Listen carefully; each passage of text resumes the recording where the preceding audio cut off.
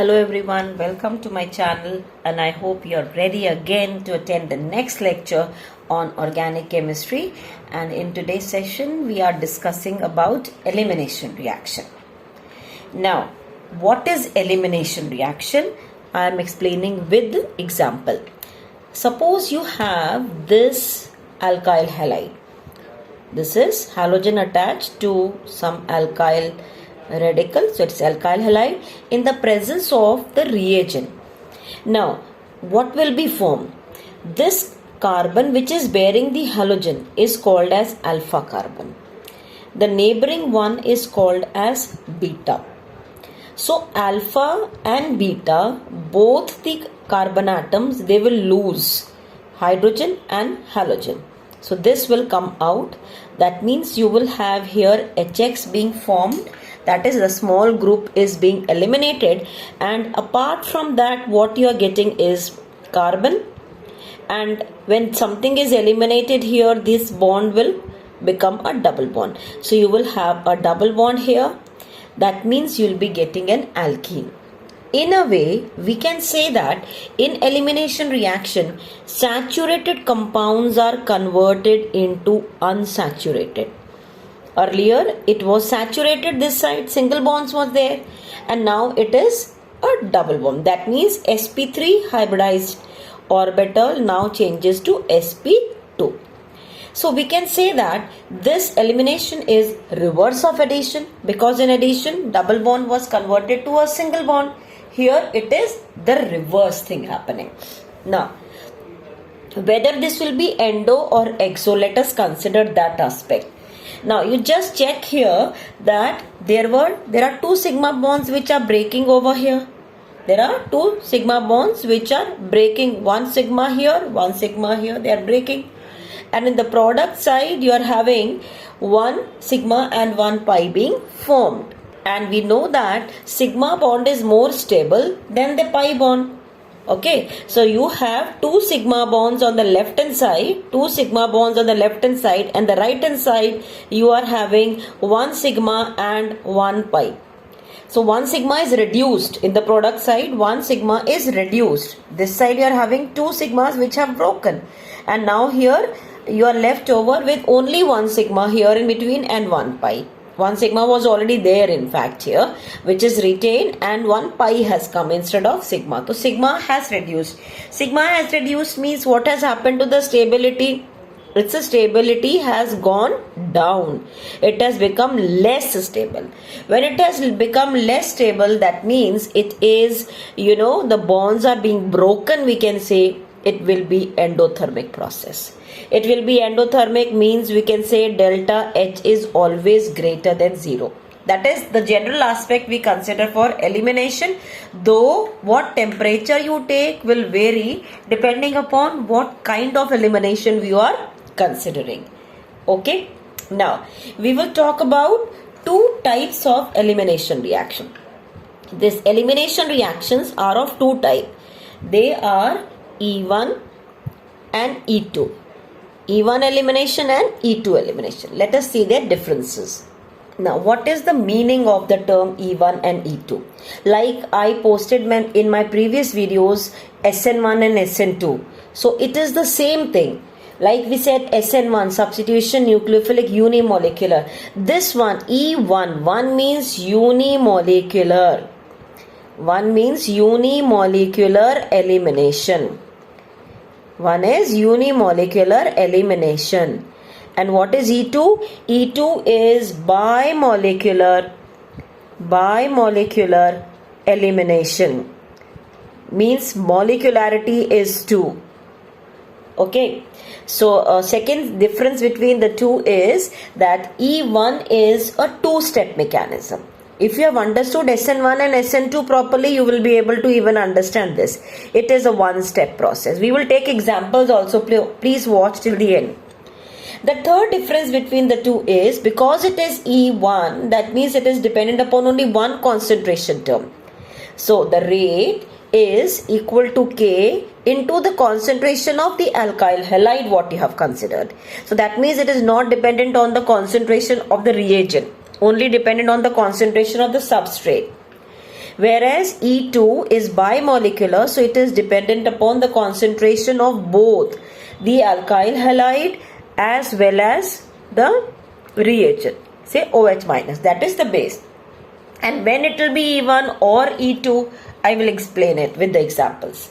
The fourth one, in this you can say that the order, it is equal to the molecularity in both the cases, and it is equal to 1. Both order and molecularity is 1. In this case, order is equal to molecularity, and that is equal to 2.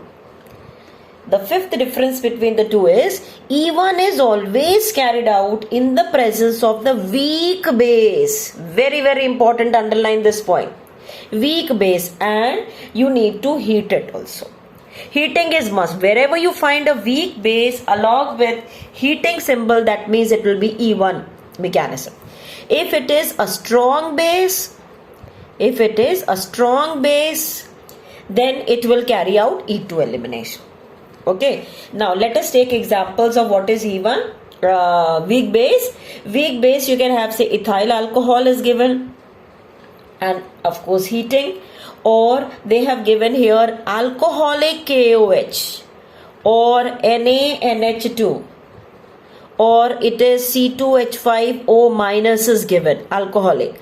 That means it is a strong base. These are all strong bases examples. So when the bases examples are known, that means you'll be able to predict the products also easily.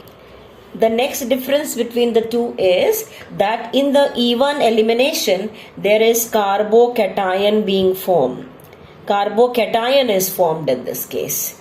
And if a carbocation is formed, and if preferably there is a more stable carbocation possible, then it will go for rearrangement also. Whereas in the next one, that is in E2 elimination, there is no carbocation formation occurring. So when no carbocation means no question of elimination.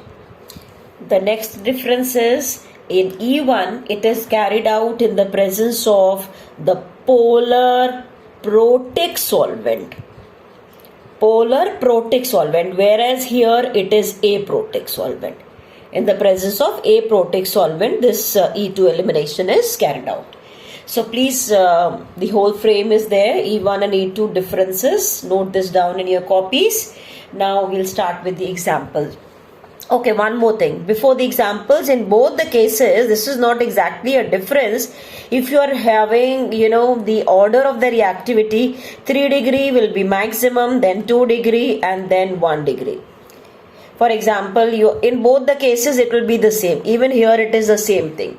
E1 and E2, both the cases, the 3 degree will have the maximum, tendency to undergo elimination by either E1 or E2. Okay, for example, you are having some case like this one. This is there. This is tertiary.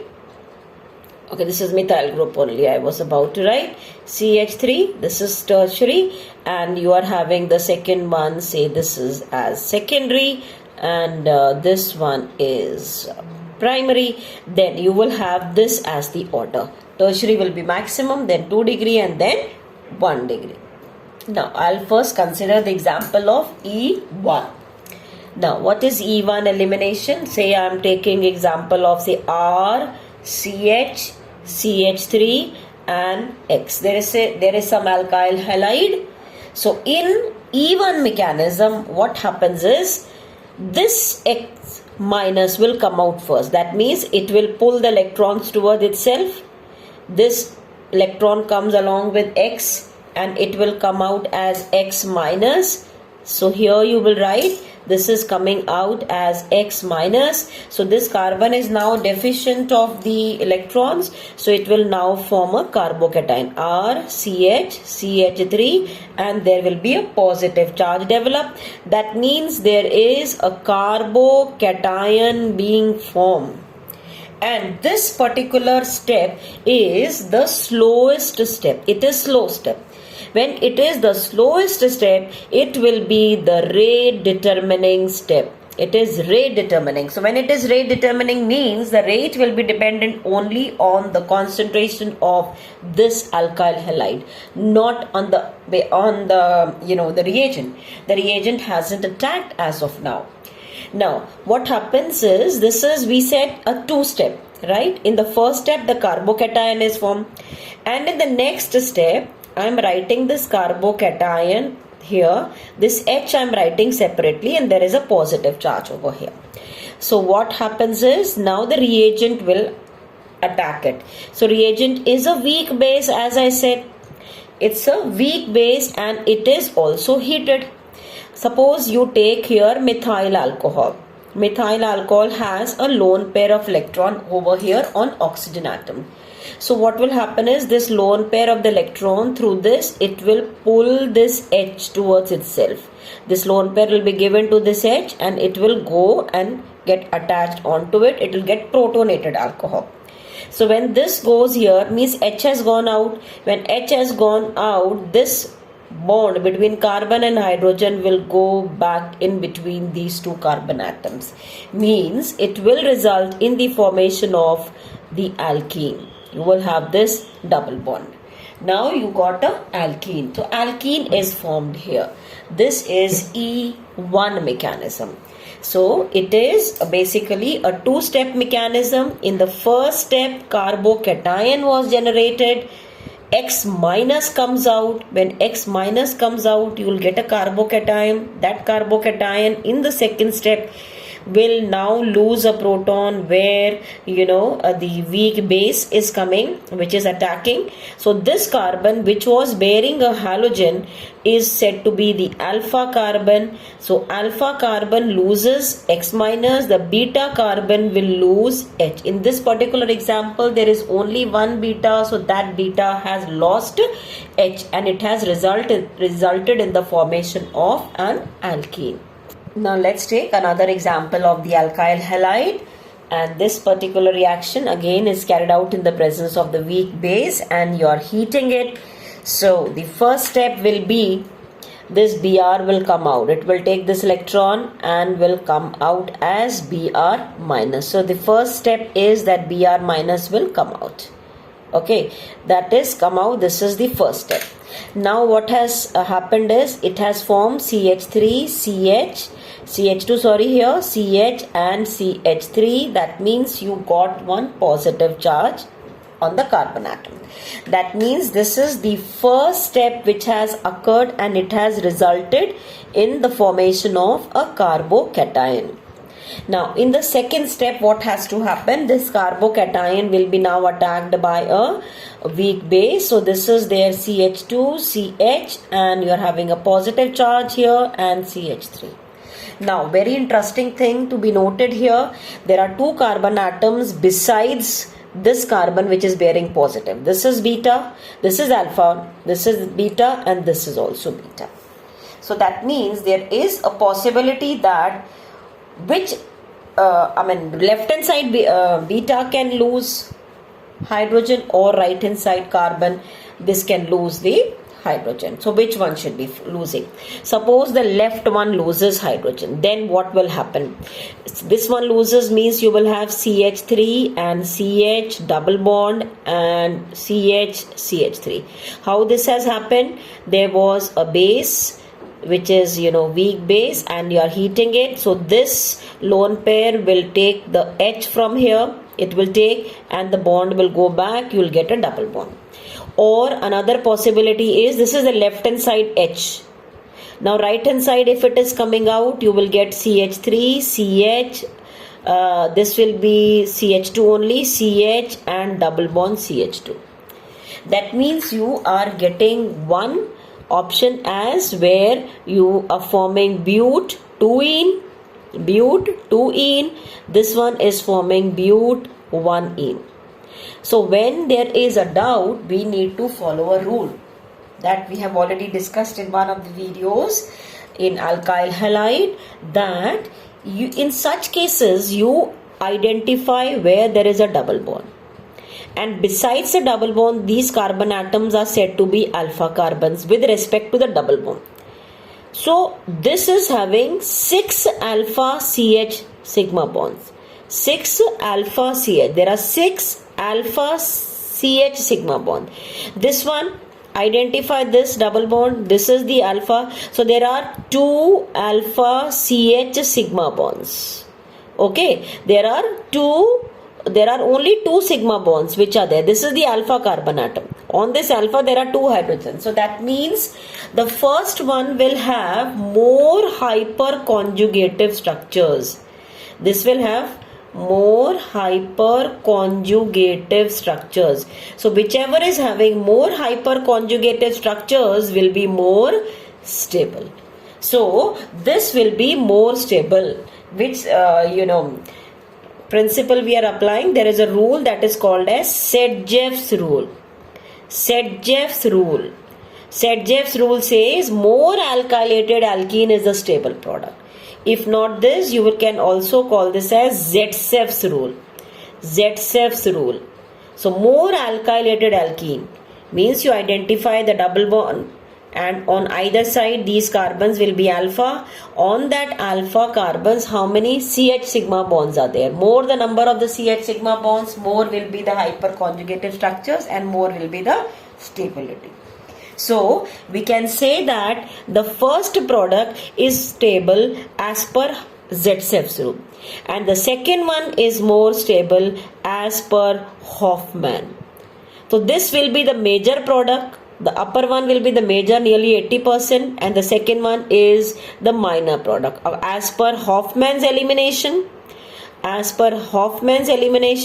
20% one, that is the lower one, is quite stable. The upper one is 80%, the lower one is 20%. So Zetsev's rule says 80% one will be more stable, and Hofmann says the lower one, 20% one will be stable. So normally you talk about Sedgwick's and you write down the product. Yeah, this will be the stable product. Got it? Now we'll take one more example. Suppose you have this and you are given a reaction where you have taken a weak base and you are heating in the presence of it. So what product will it form? So first thing is that Br minus will be removed. It's weak base and heating means it is E1 elimination only. So the first step will be this Br minus will come out. So you will write here minus Br. Okay, this will come out and you will get here CH3, CH3, you will have here CH2 and a positive charge. Okay, so you will get this as the first thing, and this is a carbocation which is 1 degree carbocation. 1 degree carbocation is formed. This is first step. Now if there is a possibility that there is a rearrangement, it can always go for the more stable product, where this H from here can shift this side and it can result in the formation of this as more stable product. That means it can form a 3 degree carbocation. It can always go for that rearrangement. So it will form more stable carbocation. Now this more stable carbocation in the second step, CH3, CH3, CH3 and a positive charge. So this now will be attacked by a weak base. Say it is alcohol we have taken. So this is beta, this is beta, this is beta, and all betas are same. It is going to give a same product. So this H will come out here. When H comes out means you'll get a double bond. That means you will get this as a double bond. You will get the product as this alkene. Okay, so you might think that even if you do not go for the rearrangement, this is alpha and this one is beta, this is beta, so it will be forming this product only, no problem. But just to understand the mechanism properly, I have told you that this will be the way 1 degree carbocation will be formed and it will go for the rearrangement to form a stable carbocation. So basically it is the first carbon atom, and this one is this was the carbon atom which was having a positive charge. So from here the adjacent one H comes, means it's a hydride shift, okay, to form a stable carbocation. And the last step, a carbocation is attacked by a reagent and it will take away H and elimination will occur, resulting in the formation of alkene. Now let us understand E2 elimination. Suppose you are given any alkyl halide and you are given the reagent here as a strong base. You are given a strong base. Then what will happen? We've already done that. E2 means bimolecular. Bimolecular means it will be dependent upon this as well as base. In the first one, that is in E1, first X minus was eliminated. In this case, both will be eliminated in one go. Both will be eliminated in one go. So this whole thing will come out and directly it is going to form RCH double bond CH2. So this whole thing will come out in one go. HX will come out. That is E2 elimination. Now, how exactly it happens is this base which we have taken here, that is OH minus or whatever. So that suppose OH minus comes here. So what this will do, it will have a tendency to pull this H towards itself. So it will pull the H towards itself as H plus. It will come along with it. When this comes here, this bond will start moving back. Okay, when this starts moving means the valency is disturbed of the carbon atom. So this X minus will start coming out. Means everything is happening within the same reaction. Like in SN1 and 2 we were discussing, one step means from backside it was reacting. Same way here. Okay, so what exactly happens is, say we write like this. So whatever OH minus or say base which has come, it will start forming a bond. So this H will start forming a bond with it. When this bond is being formed, this bond will start breaking. When this bond will start breaking, that means this bond will start going this side. So this bond will be now being formed. When this bond is being formed, this H minus also will start coming out to to complete the valency. So this bond is being formed, you can say. This bond is being broken. This bond is again formed. This bond is again breaking. So in a way, what you get is a transition state. What you get is a transition state. There is no carbocation being formed. The base tries to pull H from the beta carbon. This is the beta carbon. This is the alpha carbon. Bearing halogen is alpha carbon.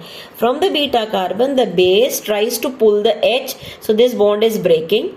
When this is breaking, this is going away. The bond between carbon, hydrogen, this will start coming here. So this bond is about to be formed. When this is being formed, this X minus will try to come out as X minus. So in a way you get a transition state, and this final transition state, this BH will come out, BH or whatever we can write, H and OH. So this will come out. Apart from that, the bond will, this X minus will come out and you will get a alkene. Alkene will be formed. So in a way you are getting sp2 hybridized carbon atom being formed. Means it's a sort of alkene being formed, the intermediate state where alkene is being formed. Okay. So I hope you have followed both E1 and E2 mechanism. So the examples which we have considered, the product formation will be same whether you talk about E1 or E2.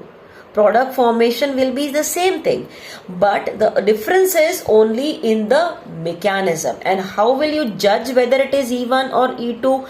That I told you in the beginning only. If the base is weak and heating is given, then it will be E1. If it is strong base, then it will follow E2 elimination. But the products form will be the same in either cases.